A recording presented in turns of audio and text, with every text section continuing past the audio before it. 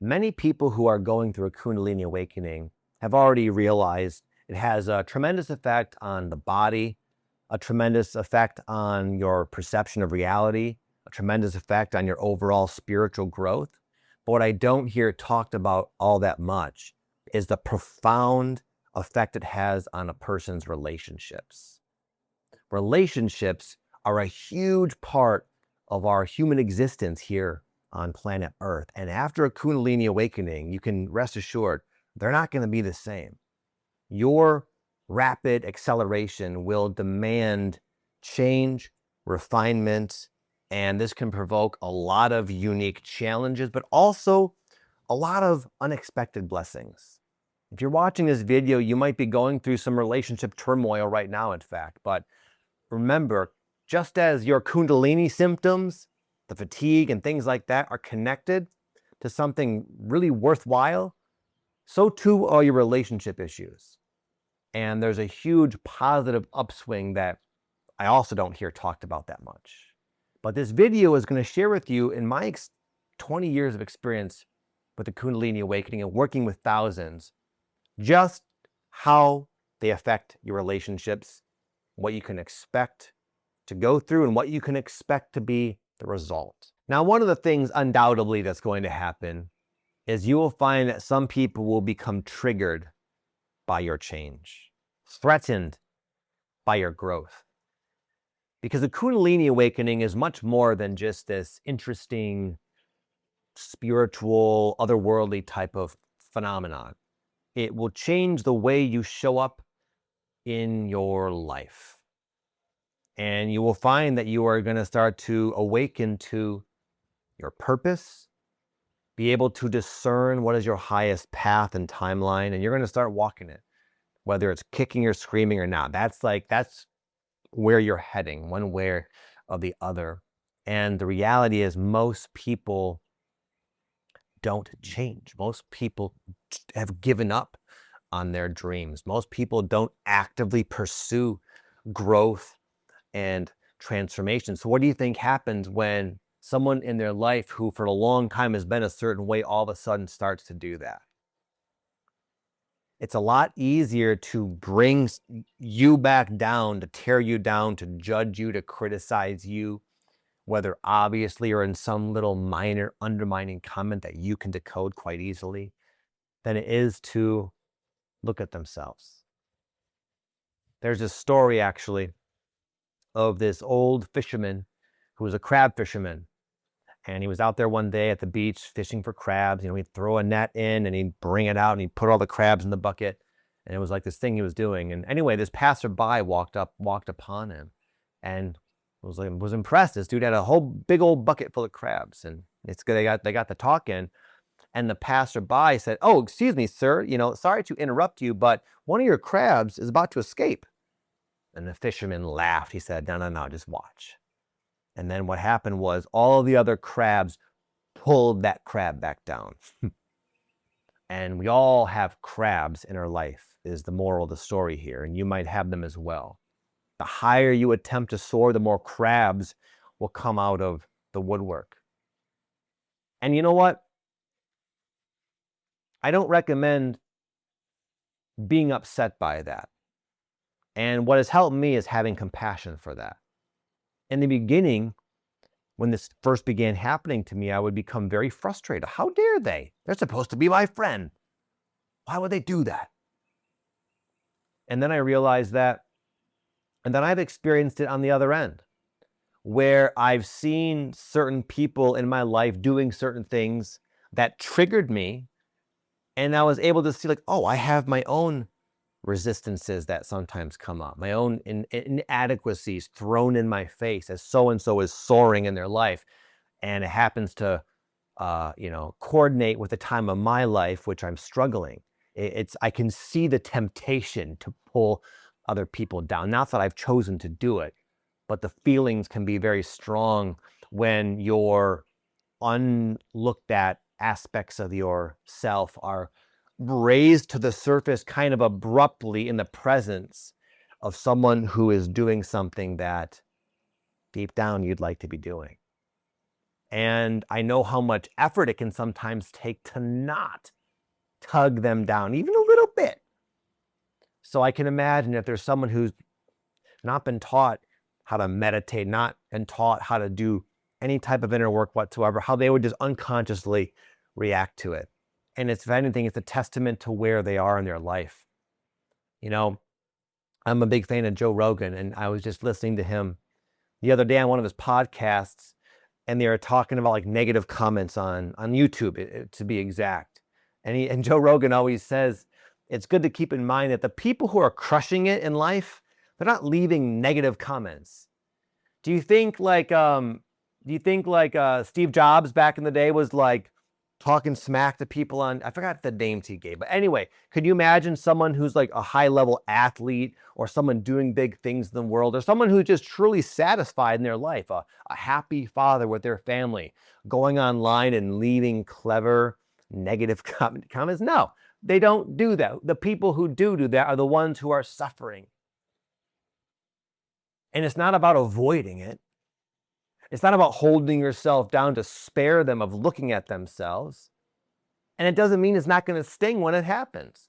But what I found is that there's a little wiggle room there, and that a little bit of patience and understanding and compassion can go a long way. Also, gratitude. That may have used to be you. I used to do that back a long time ago. I remember I would get into these heated arguments online back when I was like in my early 20s with people about like dog training and different things. I used to be a huge pit bull advocate. I used to own pit bulls, and I loved the breed. And I made it my job to argue online with anybody who thought they were a bad breed. And I would get into these intense conflicts. So it's like, I've been there. I know, that's where I was at the time. So who am I to judge anybody? But nonetheless, it can still affect you. Nonetheless, it is still wise to sort of protect yourself from that. Because you can assess who's going to be like in favor of your evolution and who might be triggered. And what I used to do in the past is I would set myself up. I would share my dreams, my ambitions, my spiritual insights with people who I knew better. I knew we're not going to understand. I knew we're not going to be happy for me. I knew we're not going to learn a thing. I knew it would be in one ear and out the other. It was like I was in denial of that. And consequently, I had people trying to tug me down that I would initially get mad at. Why are they doing that? I knew better. It's just part of it. It's part of the process. The second one is your old relationship roles start to initially kind of explode in your face, but then dissolve. If you're a people pleaser, if you're someone who tends to push people away and stays in yourself, and whatever your dynamic is, you'll see the problems it can cause you. For example, the people pleasers who are going through a Kundalini awakening might notice that when you do overextend yourself, when you do say yes, when you really mean no, it really bites you in the behind. You really end up regretting that commitment, and it takes a huge toll on you. And consequently, those of you who keep people at a distance, which is understandable, just to say, you guys, we have these personas about our relationships for a reason. It's because we've been hurt before. Relationships are beautiful, but they're also kind of dangerous in a way. They can make us feel very, very vulnerable. And most people, by the time you're an adult, have been burned more than one time. So it's understandable. But regardless, if you're going through a Kundalini awakening, you're moving beyond that. And it's like your energy body will demand that you outgrow the sort of defense mechanisms one way or the other. And the way it tends to do that is initially magnifying them, where you see more clearly than ever before the folly in being the people pleaser, or the how painful it is and how lonely it is when you keep everybody at arm's reach, as an example. I want to emphasize real quick before I move on that in my experience, the relationship challenges can be the most challenging aspects of the spiritual awakening journey. And you might find yourself sometimes in prolonged, intense pressure cooker-like periods involving other people, and oftentimes what creates that pressure is, of course, the other people, but who do you think attracted those other people? It's you. It's co-creative drama that everyone has a part in, including you.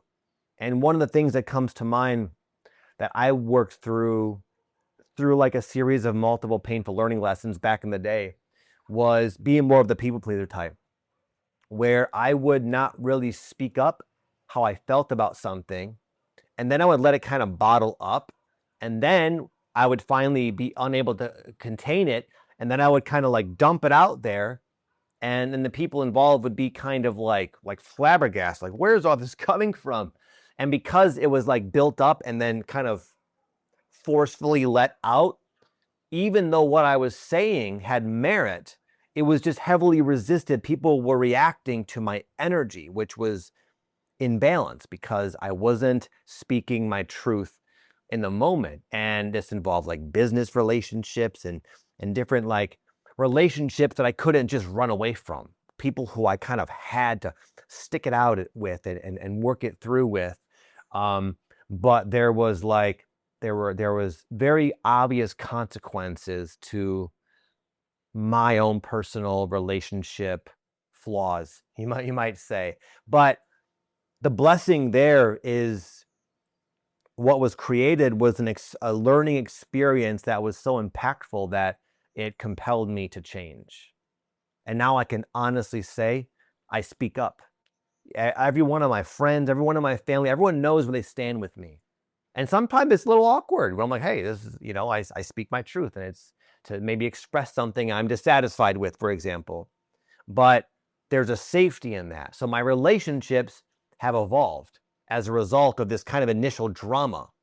And the people who haven't evolved with me, they fall away in one way or another, which is a whole other discussion because that can make you very lonely. When you start to change and other people in your lives, even if they were close, don't change at the same rate as you, there's usually some type of falling away or distance that's created, a temporary void and loneliness. But alas, the silver lining is you finally start to, for one, recognize people who are like function in relationships in a higher level way. You can now you're aware and able to perceive and attract higher level relationships. And then you get to, of course, enjoy them. You get to you will start magnetically attracting other people who are also doing the inner work because you'll notice one another. It's this beautiful rearranging effect to where regardless one way or the other, whether all your existing relationships follow suit or you have to change some of them, you will find yourself in increasing relationship harmony, which is awesome. Because after all, what is the point of this life? Is it to accomplish stuff? Is it to get stuff? No. All of that's going to fade away, as Marcus Aurelius says, into oblivion in the blink of an eye. As Eckhart Tolle says, the only thing between your birth and your death is a little dash. What does really matter? It's the experiences with other human beings. The laughter, the joy, the sorrow, all of it. There is something very real is the best way I could put it when it comes to relationships. But unfortunately, so many people out there are not really aware of how to be in a relationship with a friend, a lover, whatever, coworker, business partner. Your Kundalini Awakening will teach you. It'll teach you at the very least where you need the work. And as long as you're willing to look at yourself and to grow and to adapt and to change, you will start to find other people who are on that exact same trajectory. And that is the greatest blessing of my spiritual awakening. When I first got into this, I was excited about the psychic abilities and all this other stuff, manifestation skills, things like that. The unexpected thing for me was the relationships. I didn't even expect relationships to get so good, because for a while it was like drama and then like a long stretch of loneliness. I had like given up. I'd given up on having close friends that like understood me and saw me for who I was. But then lo and behold, God is good. There was this major turnaround where everything began to shift. And who knows, maybe it's starting to shift for you. You might find that you demand like emotional honesty. You might realize how unsafe you can feel in a relationship where there's dishonesty, where people are feeling one thing and saying another. You'll start to even sense this more psychically as well, when there's a discrepancy between what someone's saying and what they're feeling.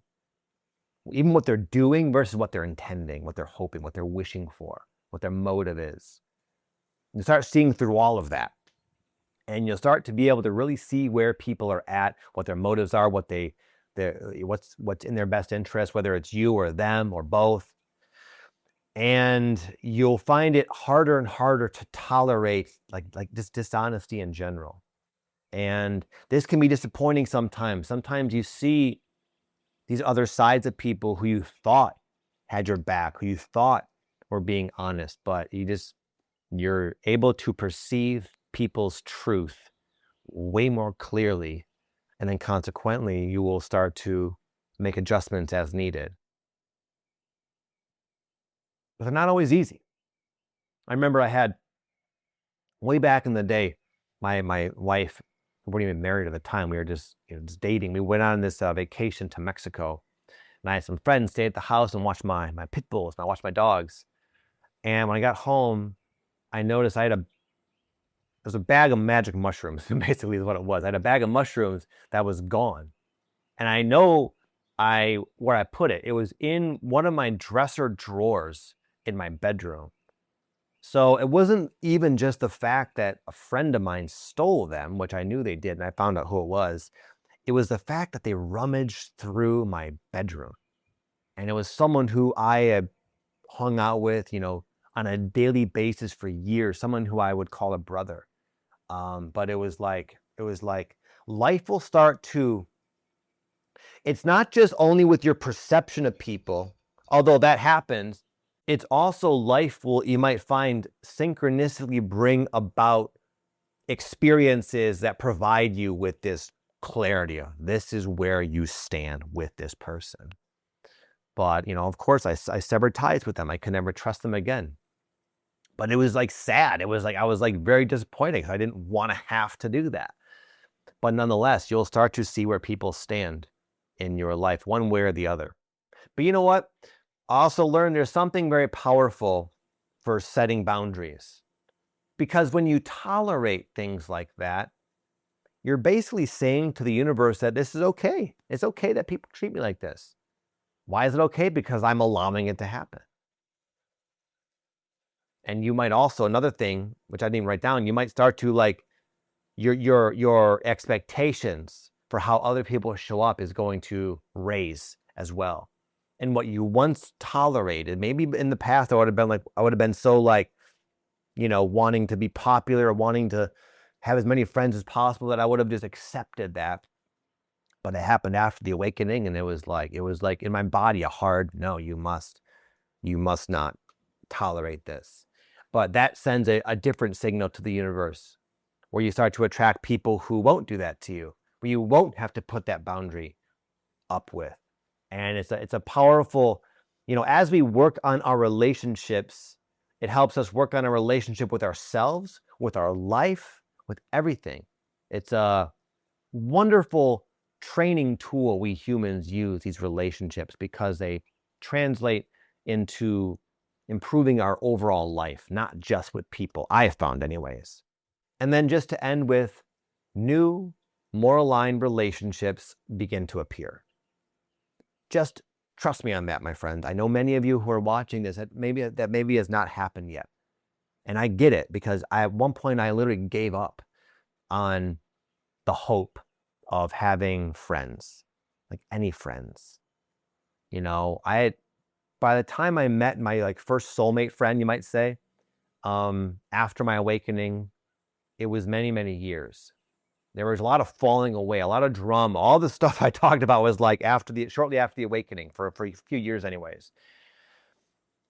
And I remember I would sometimes feel bad even wishing I had a friend, basically, because I have a wife and I have children and even pets.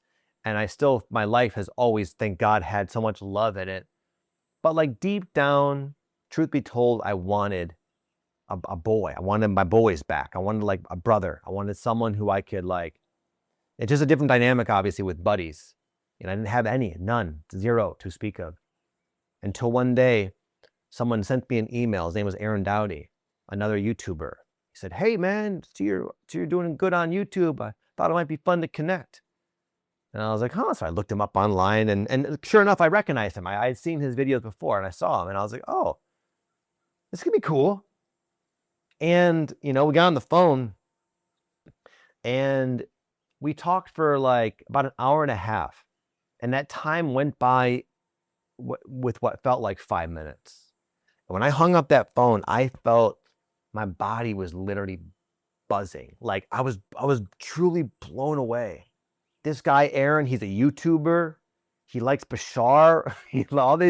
He was at Lifetime Fitness. I was a gym rat and still kind of am at this time. And we just clicked on like all these different levels. Just talking to somebody who is also on YouTube, who understands the challenges and the excitement and it's a very unique way of going about life to be a content creator, I will say. And I've never once spoken with anybody who was one at the same level as me anyways. And it wasn't even about that though. It was more about the resonance. It was like, I knew I had just got done talking to somebody who I know very well on a soul level. And here they are in my physical reality. Here they are, one phone call. In fact, I've been texting him literally to this day. I've been texting him throughout this whole video. I have to keep pausing and responding. That's how close we are. And it just happened, man. But it took the lessons. It took the painful, sometimes slow, prolonged endings. It took those experiences of things blowing up in my face and wondering, why is this happening? Why did this person do this? Why am I feeling this way? Why is this getting so intense? And then it took the long void where nothing happened. And the ache of loneliness that accompanied that, to the point of actual hopelessness. I literally gave up and came to peace with being a loner.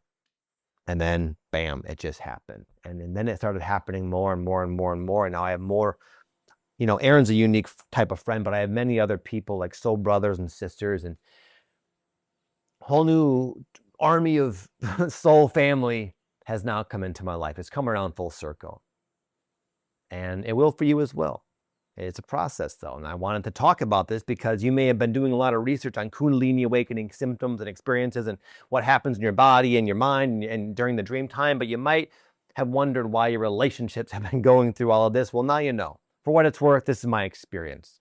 And I think this will resonate and hopefully confirm what you already know and feel. So with that said, thank you so much for watching. It's been a pleasure and I'll see you soon. Peace.